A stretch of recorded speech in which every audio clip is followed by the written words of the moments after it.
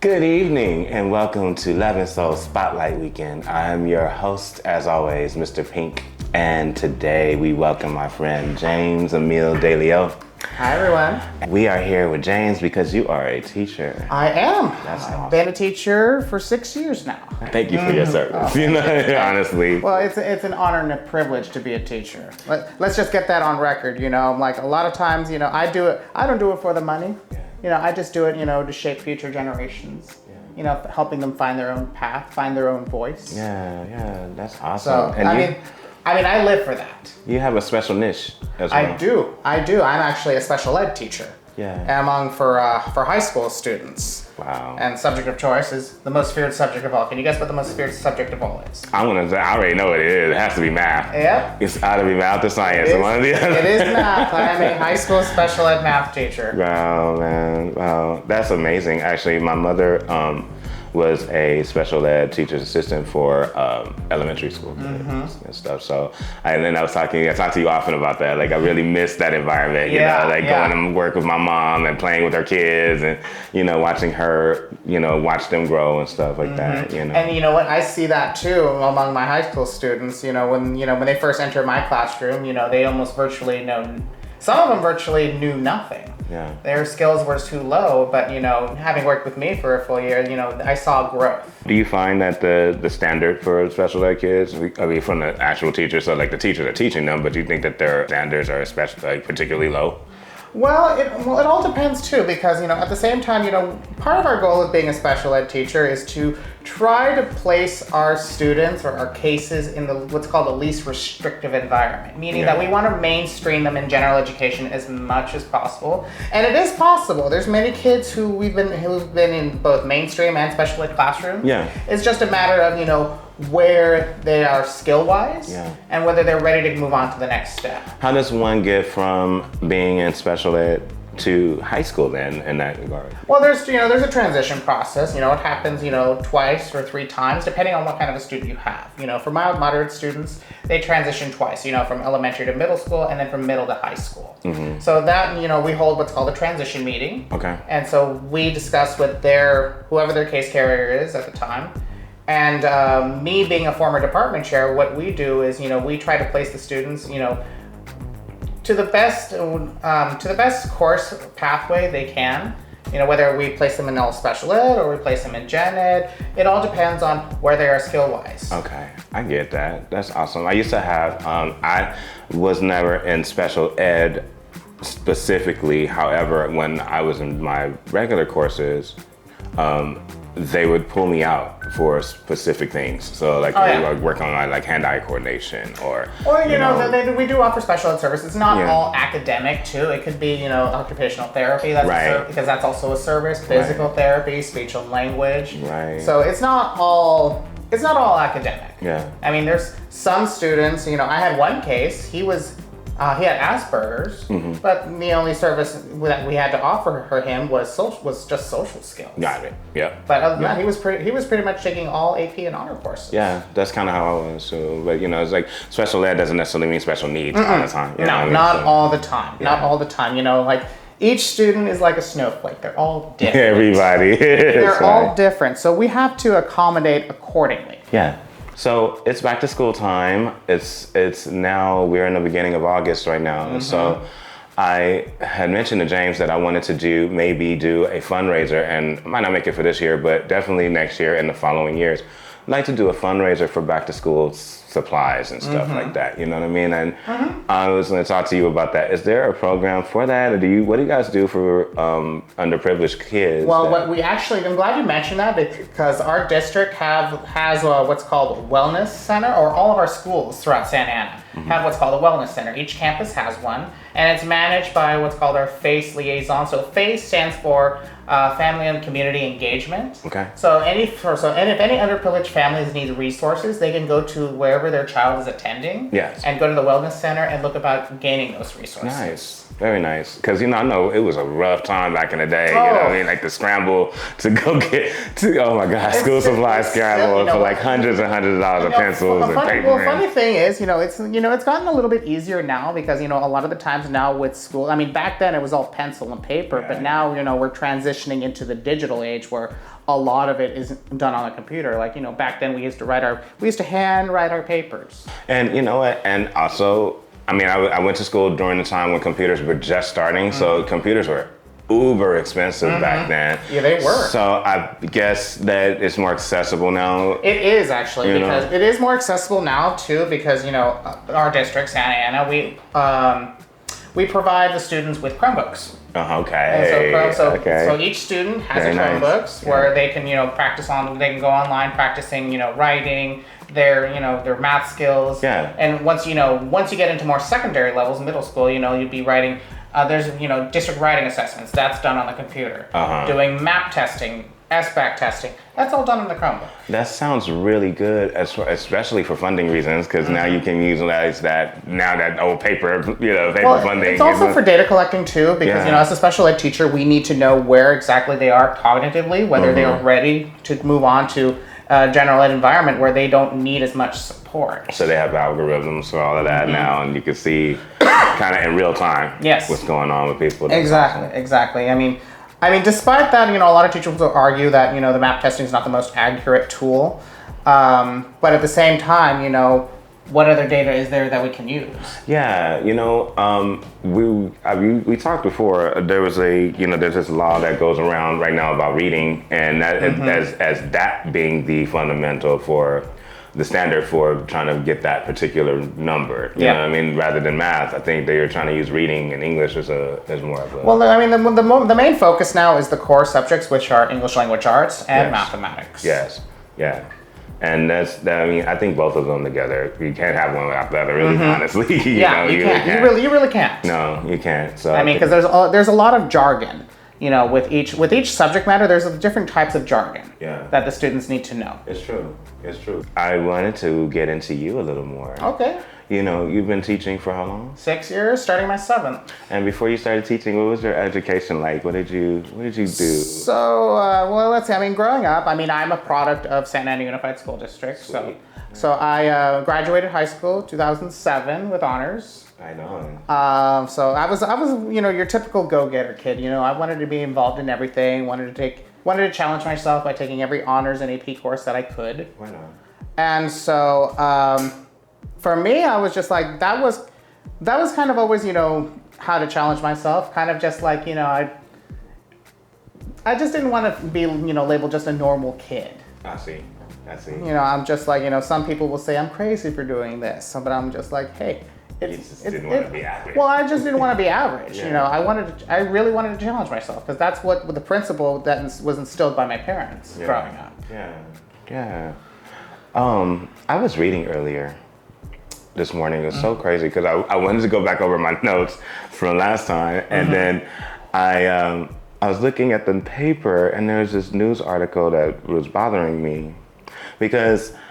We're in a political climate right now, and part of what I was going to talk to you about were certain things that happened historically in education and stuff like that. And then I ran into this, and what it was is do tell. Huntington Beach is far more conservative than I thought they were. Oh, honey, that is an understatement. And they're right now currently trying to overturn a law to bar teachers from outing their students.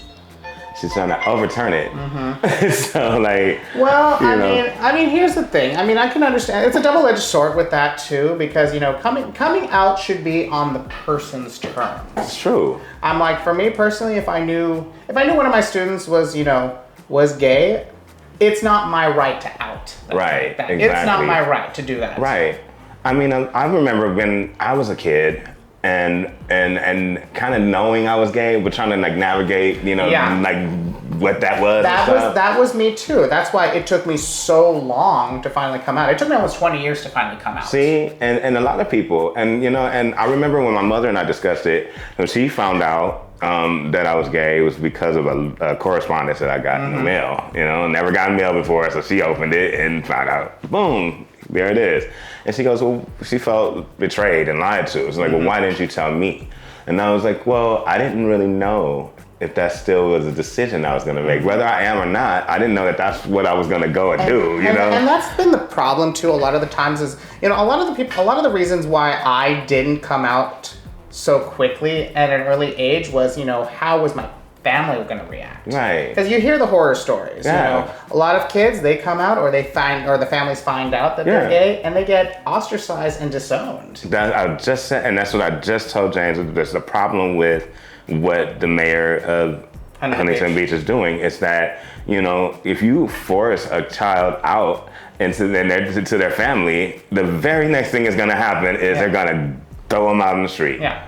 You know, that's the very first thing that's going to, and that's not for every, I'm not saying that that is every family or everything. But that could be a result. But that usually, if you statistically look at it, is generally the result. And they might change their mind or whatever, and they might take it back, you know, but the first thing that they usually do, the damage is already done. And so, you know, I just wanted to put that out there, how dangerous that is. Maybe they don't know, you know, and if there's anybody watching this. Yeah, they don't know the home situation. Maybe don't understand what it means. That's why we have a coming out day. National Coming Out Day is a really big deal because that's the day that if everybody's doing it, then you're safe in numbers. Yeah. Kind of thing, you know? And the funny thing is, I actually came out on that day. Did you? Wonderful. During the pandemic in 2020. But, you know, funny thing is, when I finally came out, everyone was like, we knew. That's generally what happened. Everyone knew. Even my own family knew. Oh they were just waiting for me to say. In fact, they knew before I knew. That's cool. I mean, that's generally how that's usually everybody's story. Yeah. Like, you know what? They knew. You know? They knew, which was like, you have no idea how much a weight has been lifted. Which is even more why that is so important to not do that to kids, because developmentally, you know what I mean? You know, especially like a preteen. Let's say you're talking about a preteen. You know, you're not even there yet. Well, that was actually right around the time that I started, you know, figuring out that I was gay. Because you find that you're different. You know you're different. You just don't know that it's gay. You know what I mean? Like you know you're not over here coupled up with the girls. You know, like the guys are starting to get coupled up and stuff. You know, and then you know you might find yourself staring at the guy and you know thinking, I don't know why I'm staring at him, but I want to go follow him around for a while. You know, you just don't understand the feelings and stuff. It's, you know, it takes a long time, and it usually takes you to go through those developmental stages first before you can actually say definitively, I'm gay. You know, it's a lot. But it's a long journey. I mean, for many years, I was suppressing it. Yeah. I was suppressing it because, you know, out of fear. Did you have a girlfriend? Once. Did you? Once, but it was long distance because I was away in college. She was still in high school. It was a 3-year age difference. Wow. Okay.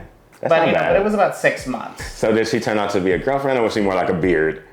Oh God. It was, you know, there was love for her. I had love. I still love her, you know, but she's more. But now is like, you know, a little sister to me. I wish I still knew my girlfriend. She moved to Atlanta a long time ago and never came back. But well, I mean, but now with her, you know, she has a boyfriend and she's very happy. Yeah. You know, with her boyfriend. Yeah. So I'm just like, you know, you just wish for the best. Yeah. You'll always be that story that she could tell. Well, you know, funny thing is, when we were in high school, you know, when we were getting to know each other too, you know, she had a crush on another boy. Yeah. Who also turned out to be gay. Oh, yeah, she's not telling that story then.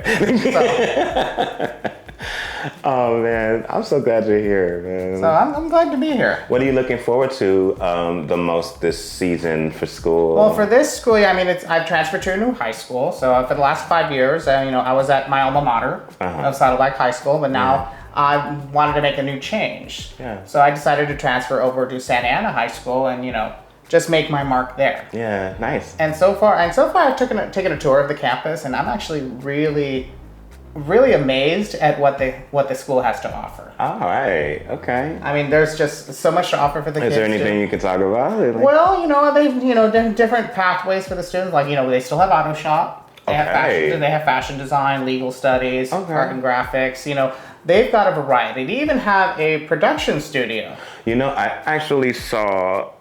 Is it them that have the like separate like school for that? Like it's like a separate building for that, right? I think you're thinking of Valley High School. They have a culinary program. Right. And it's separate. It's another building that's a part of the campus. And then there's another school too that has like a full-on arts like program as well. I think you're thinking of OSHA or the Orange County School of Arts. Possibly, yes. Awesome deal. You know what I mean? And Santa Ana too. Like I just love all of Santa Ana so far. You guys, shout out Santa Ana. You guys are really, you guys are in the right place right now. I feel like, you know, there's all this art and culture going on here that's just like, it's so wealthy. It's funny you mentioned art too, because, you know, these big murals on the hallways of the main building. Yeah. And these were painted by former students of Santa Ana High School. That's awesome. You know, and you can see, you know, just the creativity in it, but it also tells a story. Yeah, I used to actually, as a program when I was in high school, when I was in high school, when I was in Hollywood, I used to go out to East LA and Montebello and actually make murals in schools, like through the hallways ourselves. And I think I remember thinking that then, like, I think we had students help us, but I was like, why don't we have them do it themselves? You know, kind of thing. I mean, you know, a lot of it too, like even, you know, some students will do graffiti as an art form. I love it. It's just that, you know, unfortunately graffiti is still frowned upon. Yeah. Because, you know, they immediately stigmatize it as being, you know, gang related. Yeah, but it's an absolute artistic medium. You know what? My videographer and I'm going to talk to him about that. I really have always wanted to do like a drive around, and capture some of this like really good graffiti stuff in some of these places. Kind of like a gallery walk. Yeah, because it's so good. Some of it is really good. I mean, the stuff, because there are actually artists that that's their medium, and they actually go find walls that they needed to be on a wall. They need a canvas. Yeah, that's their canvas, is these walls and stuff, and some of them have permission. Some of them have permission to do like the trains, you know, like the cargo like thing. They actually get permission to do those sometimes and stuff. So, you know, I really want to do a tour like that and kind of feature those artists. You know, I think they're really cool. And it's good to know that the kids are, because there's tradition behind it too. You know, graffiti has a really rich artistic tradition and history, and it still is a very important thing. Because though people and anybody can hear my voice understand this about graffiti, it not only it might look ugly, and it not only tells a story, but it also will serve as warning signs for you. You know, it's a language. Yes. It's a very specific language, and if you actually take the time to at least know a little bit of it, you can keep yourself safe. As we said it's a story. You can comprehend what's on that wall. What's painted on. Yeah, exactly. If you can figure that out, maybe ask around and stuff, you can keep yourself safe in some trippy situations, you know? So yeah, PFLAG, we were talking about this law. Oh, yes. And coming out day and all those kind of things. And I wonder from you, first of all, are you actually affiliated with PFLAG at all? I am not, actually. Do you feel like that's something that you might want to do one day? Will enlighten me a little bit about PFLAG. PFLAG is the organization of parents for lesbian and gay children. And they are the allies. Yes. For us. It was started very back in, I actually want to look at my notes real quick, guys. Give me a second. In 1972, I don't want to get this wrong. In 1972, there was a woman, her name was Jean Manford. And she marched with her son in the parade very first time in 1972 in New York City. And since then, she created a organization that is now, let me check this out too, 350 chapters wide and 300,000 people that it's reached and helped. And this is nationwide? All over the world, the whole world. It's actually reached over the whole world. So there are gay and lesbian kids in any part of this world that are benefiting from her love and her heart and soul and her love for her child. You know, who is gay? You know, as far as affiliated, you know, I know my parents, they most likely would be interested in being affiliated with that. And you know, they operate in the schools, the schools. So they, you know, these are students, you know, and their parents are, you know, there. They go to these meetings and they talk about how to keep these kids safe, how to educate other parents, how to eliminate violence and bullying and all of these other things that, you know, that gay and lesbian children face in our, that really critical part of their lives and stuff. Yes. And that's why I asked you because, I know that not all of your students, will, Not all of them. be, but you might happen upon one or two and stuff, and, and it would be a good thing to have, I think. Oh yeah, absolutely. I mean, for me, my parents, if they had their way, they would adopt every gay child they could find that had been disowned by their families. If they had their way. If they could, right? I mean, because my parents have been my heart and soul ever since I was born, and coming out, it was hard for me too, but they understood why.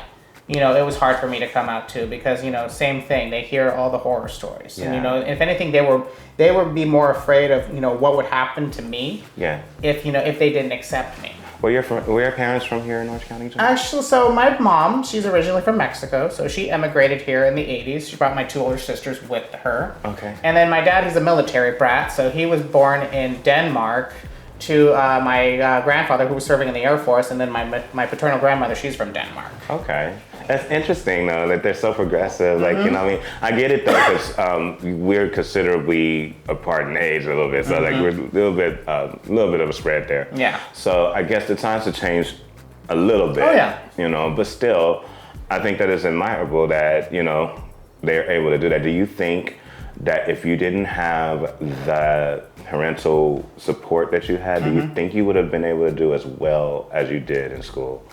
You know what, to be honest, I don't know. I mean, I've suppressed it for quite some time. I mean, almost 20 years, but I'm just like, but see, back then I wasn't really thinking about it. You know, I was just, in fact, I was an introvert when I was in high school. Yeah. I went through, your typical teenage phase, goth phase, pissed off my paternal grandmother. Okay. But I was also a bookworm too. I just kept to myself. I mean, I chose not to have a social life. Yeah. Okay.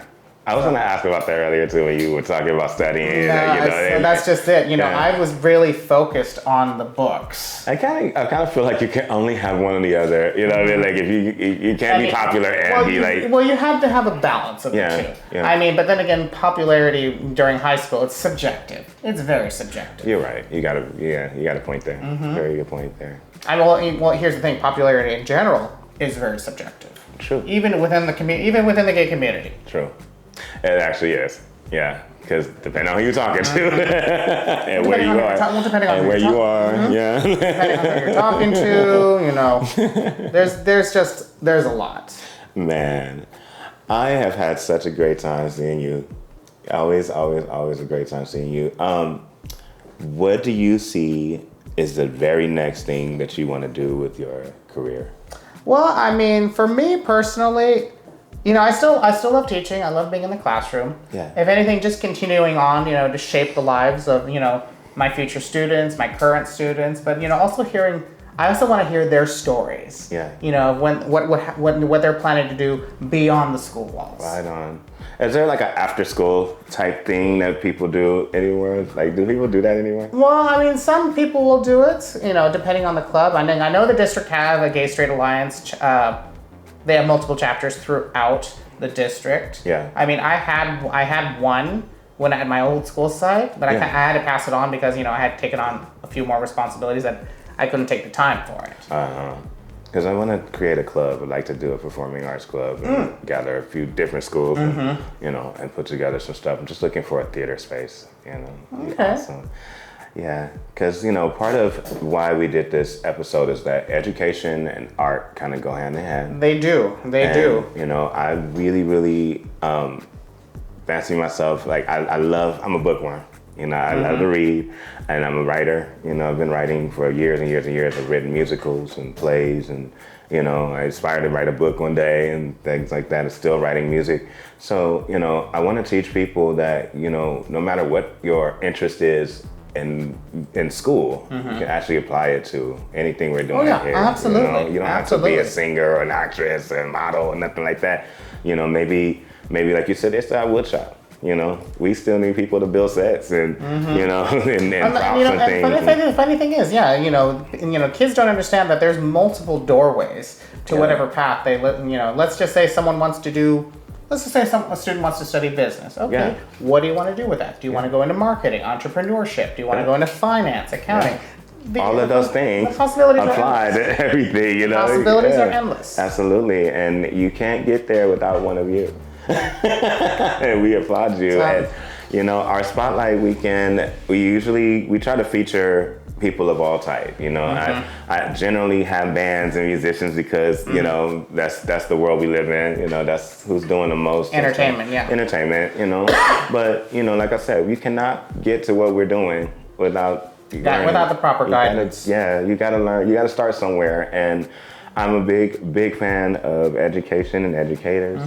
You know, and I think it's important to visit you guys every now and then. Oh, yeah. You know, I mean, it's just not us teachers that mold the way too. I mean, there are other educators. You know, it could be a counselor. Yeah. It could be a paraprofessional, a teacher's aide. Yeah. You know, it could even be an administrator. Yeah.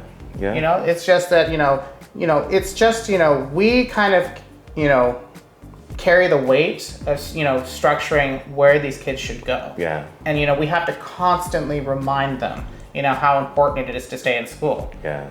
Because without it, where's your future going to lie? That's true. It's absolutely true. Learn something. Well, that's just it. You learn something new every day. Yeah. Well, thank you for coming. Thank you for having me. I can't wait to talk to you again. Looking forward to that. Thank you guys for joining us. We'll be back. Good evening and welcome back to Love and Soul Spotlight Weekend. I'm your host as always, Mr. Pink. And with me I have my guest, James Amil DeLeo. And if you were with us earlier, we spoke with James about teaching. He's a teacher here in Santa Ana. Well, not anymore, right? No, I still am. Yeah, you still are. Okay, so shout out to Santa Ana. We are here at Lockout Studios, and we brought James back because there's more to the story than just teaching, huh? There is. You have a hobby. I do. I've been doing this hobby now coming up on 12 years. And what is this hobby of yours? I'm a gymnast. All right. I am a gymnast, and I'm proud to be a gymnast. How long have you been a gymnast? So, for 12 years, ever since I was inspired to start gymnastics, right when the games were in London. Okay, right on. Who was their inspiration? In those games? It was Michaela Maroney. Oh, I remember. That was a good time right there. During the team final when she stuck her vault, that did it for me. Yeah. I mean, I've been watching gymnastics before, prior to the London Games, but I just never got around to how to start the process. How to start doing that hobby. And so, what was the deal maker for you? Like, how did it come about? Well, the funny thing is, so I had reconnected with an old friend of mine because he used to work at a gymnastics gym in Fountain Valley where they would have adult open gyms every night. Oh, okay. And so he invited me to come check the place out. Okay, cool. And so from then on, I kind of just scoped the place out, and the funny thing is, for these open adult gym nights, it could be for, amateur gymnasts, former gymnasts, or trickers. They do a lot of tricking on the floor. Okay. So there's like floor work kind of stuff. Yeah, like flips and twists and stuff. Right on. Okay. All right. What was your first effort? So my first effort was actually I wanted to start learning how to do the vaults. Really? So yeah, that's ambitious. The vault, to many people is very scary, but to me, I didn't see anything terrifying. I mean, other than the fact that you run full speed and then you end up crashing on the horse. I'm like, how many times did you miss it? I can't even begin to tell you how many times I've crashed on the vaults. I'm like, I can just imagine myself trying to do it. Hey, like as soon as I jump, I'm just gonna miss the whole thing. Just land flat on my face. Oh yeah. No, you have to be very careful on the vault too. Oh man. So, because when you're at the end of the runway and then you begin to run, you're like counting in your head. And also, as you get closer to the springboard, I'm just like, when's the perfect takeoff to punch on the springboard and then flip over the horse? Oh my god. It's just, I love watching it. It's a lot of counting. Yeah. It's a lot of counting, a lot of trial and error. Yeah. But you learn along the way. So in 12 years, you start with vaulting. Okay, so what are your abilities at this point? Well, I'm self-taught too, so I don't have a coach. Okay. So I'm kind of just, I'm just doing it for fun. That's even more impressive, actually. So I'm doing it for fun. If anything, the best thing I can do is just a front handspring, and just flip over the table. Okay. All right. So that's what I've done. That's as far as I've gotten so far. I mean, I would like to do more, but at the same time, I'm getting a little bit older. I'm actually, my age is, a little old in today's standards for men's gymnastics. I get it. I mean, you've been doing it though, like double the amount of time you've been actually teaching, which is really interesting. So, I mean, you're strong. You got to be really strong to do that. Oh yeah, absolutely. It's a lot of core strength, upper body strength, leg strength. I've always been interested in the rings. Oh, I've actually done the rings. Yeah. And that is a lot of upper body strength for sure. Yeah. Also, just the holds you have to do on the rings too. Like, the most common one you see in men's gymnastics is the iron cross. And then the iron cross, that is a sheer amount of upper body. And a lot of the times with the gymnasts, when they're competing and doing these routines, they have to hold those poses, or they have to hold those moves for a minimum 2 seconds. I was watching the other day, and I noticed there's a set of moves. That's the last one. It's like a set of moves that they have to start with every time. So no matter what they do on the rings as the routine, there's the 3 holds they have to do first, and that's usually the iron cross is the last one. There's the iron cross. There's the Azarian. There's a lot of holds. So like for anybody that's watching, like if you're not familiar with gymnastics, the routines that they're using in the Olympics is meant for them to score their ability and then the accuracy and all that kind of stuff.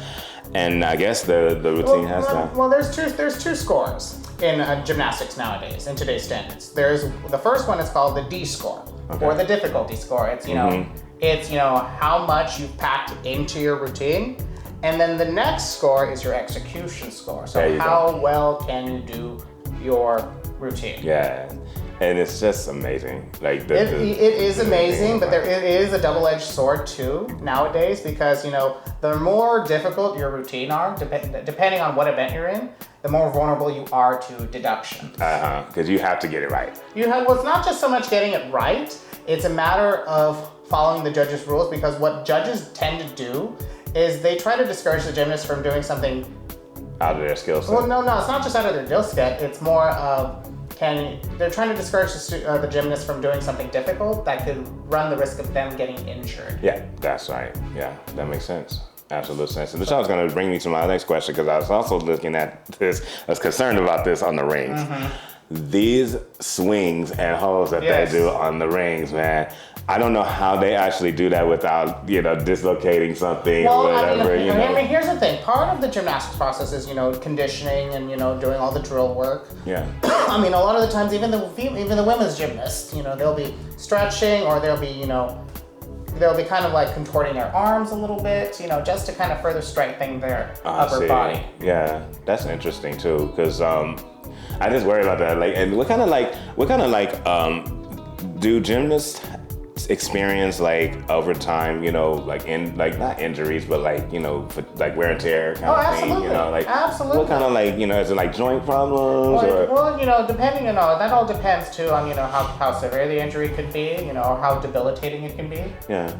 There's been some gymnasts who dislocated their knees or dislocated their arms. Yeah. It all depends. Sometimes it could be a career ender. Yeah, like falling and stuff like that. Falling, that kind of thing too. Yeah. So, but it's ultimately up to the gymnast of when they want to retire. Yeah. Or what they're recommended to do. So, like some gymnasts can be all-around gymnasts, but after an injury, they could shorten down to just 3 events or 2 or 1. What's the oldest age that a gymnast usually will compete for? So far, the oldest that I know of has been in their 40s. Really? Mm-hmm. Can't even imagine. 46 right now, ooh, my body. And there's been one gymnast who's been competing ever since the games in Seoul. Wow. And she competed up until Rio. Oh wow. Mm-hmm. Damn. All right. I mean, look, that's a good news for those of you out there who are 40. It is possible, but you have to be consistent. Yeah. You gotta stay conditioned and stuff, because you will break something. And it's not just so much breaking something too. Like if you take a break, it gets a lot harder to get back into it. Absolutely.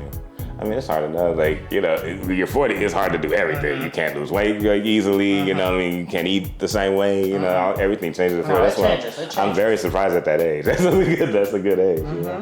Awesome. So have you ever competed or anything? I haven't. No? I haven't because I started the sport when I was 23. Okay. So I was way late in the game. I get it. So, but I didn't do it. I wanted to do it to compete. I just wanted to do it for fun. Yeah. Because in competition, there's a lot of pressure when you're competing. Yeah. Are there like circles of like like groups of people that you get together with that you like? Well, I mean, I met a lot of friends at the gym that I go to. Over the years, we hang out, in and outside of the gym. Nice. That's cool. What do you think? What do you think people are doing with sports and charity these days? Like, do you think that like we have the Olympics and stuff like that going on. So, of course somebody's going to be inspired to do some of this stuff or whatever. Are there programs like that out there for people, Not that I'm aware of, but I wouldn't be surprised if there are. Because, Olympic athletes in general, whether it's gymnastics or swimming or basketball, there's inspiration behind it. Yeah. Because they all had similar stories, whether there were struggles along the way, or and there's also comebacks from those struggles. Yeah. You do charity, right? I've done charity, yeah. Yeah. Tell us about that a little bit. Well, I mean, it's not so much Olympic related, but I've done charity at a bar and club that I'm a regular at. Okay. And in fact, I just participated in that charity this past December. So it's called the Drag Transformation Fundraiser. Oh, nice. So basically what happens is we sign up and we get transformed into drag by our drag mothers and we perform on stage. Oh. To raise money. So all the tips that we collect are going towards the charity. So the charity at the time was the Trevor Project. Nice. Very nice. Shout out to the Trevor Project. And that was my first time doing drag. Nice. Did you enjoy it? Oh, it was the most exhilarating moment of my life. Do you think you could do that? Do you think you could do that in vault? Oh, I don't know. Could you vault in a wig? Oh, I don't know. Because, that wig better stay on once I flip over the horse. I just wanted to ask you. Okay, so you told me you didn't have any coaching or whatever. No. If would you ever? I mean, I think I actually asked you if you would actually be interested in helping me out because I really do need some work. Well, you know what? I can put you in touch with because in fact my pseudo little brother, he actually coaches cheer. He coaches tumbling. Oh, right on. So, so if anything, he would volunteer to be, because if I need coaching, he would be there for me. Nice. Very cool. Because I think that's, like, I always want something focused. You know what I mean? I like working out. Well, and a friend of mine, he's a personal trainer, and he helped me out big time, too. Yeah. The couple of times I've had personal trainers, they changed my life. Big time. They really do. Just something about the mindset and the whole. I mean, it's pretty much all technique. Yeah. I mean, well, actually, part of it's technique, mostly mental. Even the mindset. Yeah. Like in I taught when I took gymnastics when I was in college. Yeah. My gymnastics coach was like, 10% of it is technique. Yeah. 90% of it is mental. Wow. What's the hardest part about like flipping? It's a stupid question. It's seemingly stupid question. It's fear. Is it really? Fear. Yeah. I mean, just doing a front flip, that's easy. For me, doing a back flip is the scary part. Yeah, because I've tried it and I just can't get past. Well, the thing is, the hard part too is you have to get the technique down. Okay. That's the first and foremost. Get the technique down and then work on the fear. Yeah, I get that. That makes sense. Yeah. Well, we'll have to get together and do some flipping and stuff. I'll show you a couple of vaults. I did recently start going on the balance beam. Now, I can't tumble yet. Yeah. But, just doing basics on the balance beam, sashaying on it, walking on it, doing a scale on it is another skill I've done. And then just this past Tuesday at practice, I was practicing full turns. Nice. Oh, really? Yeah. Are you going to show us that too? I will. Hey, awesome. Now, full turns is actually, rather challenging in itself because when you do a full turn, you lose sight of the balance beam. Okay. And you run, and you most likely will fall if you're not fully centered. So that's counting then. It's a lot less counting. Yeah. It's at that point when you're on the beam, it's all focus. Okay.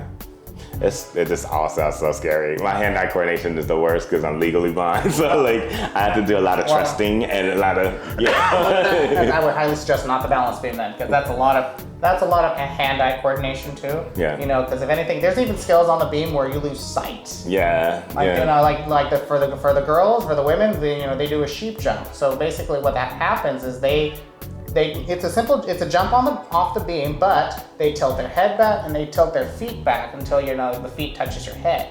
Right. It's difficult but it's difficult because you don't see the beam when you do it. Because you're up like this. Yeah. That's scary. And I get vertigo when it comes to that. You know what I mean? Like if I can't see where I'm going, I immediately start thinking. Yeah, you lose focus. Panic. Yeah. You lose focus. It's actually why I don't drive either, because it's the same thing. Like when somebody's in proximity to me, I start to panic. You know. So surprisingly, I can ride a bike though. Hey, it's something. You can get yourself around. Well, I can't wait. We're actually gonna show you guys some of James's moves and everything like that in the show and stuff. And I really thank you. Thank you so much for stopping by today and hanging out with me. I'm glad to be back. Telling me all your business. and letting me share it with all of YouTube, you know, just but awesome. And we'll have you back again. Oh, for sure. You got so much to talk about. I can't wait to talk about the next topic. I think I really want to have you come out we should have you come out for both World AIDS Day. We can talk about that a little bit. Okay. And then we'll also do Coming Out Day. Oh, yes. Yes. You know, we'll have some coming out stories and stuff for y'all, you know? We're here to spill the tea. Yes, I'm gonna go collect some tea for y'all for our Coming Out Day. But until then, thank you guys again for coming and joining us for Love and Soul Spotlight Weekend. Next week, we're going to have another great band for you. And in the following weeks, we'll have some more acts for you. We're going to change it up and mix it up for you guys.